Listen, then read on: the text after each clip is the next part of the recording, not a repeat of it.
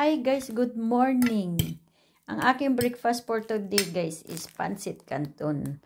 At kung maniwala kayo sa hindi guys, first time ko ito kumain ng ganitong pancit canton. Oh, ayan oh. Titikman natin kung ano ba talaga maanghang.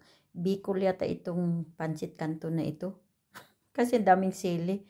First time ko talaga guys kumain nito. Maniwala kayo sa hindi. Ayan guys, pakita ko sa inyo. So, ayan. Kasi, after natin kumain, maglilinis na naman tayo.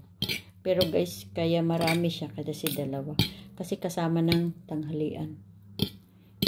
Alas 10 na guys ng umaga.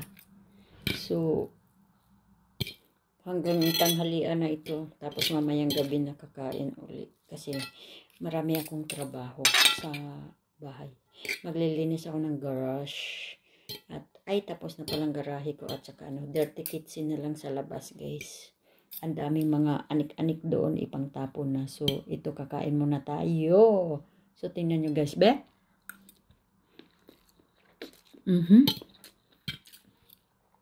Anghang talaga guys. Parang ano nga yung isang pancit canton na maanghang? Ay yung ramen, o ano ba yun tawag nila? Ito guys, first time ko to kumain. Hindi kasi ako bumibili nito. Nasama ito sa isang supot na 10 euro na may apat na ganito.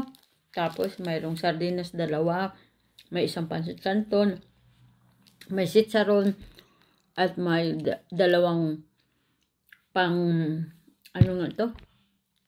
lumpia, mix sa lumpia, tapos may dalawang pang fried chicken na yung crispy, ano ba yun. So, ito guys, first time ko talaga kaya.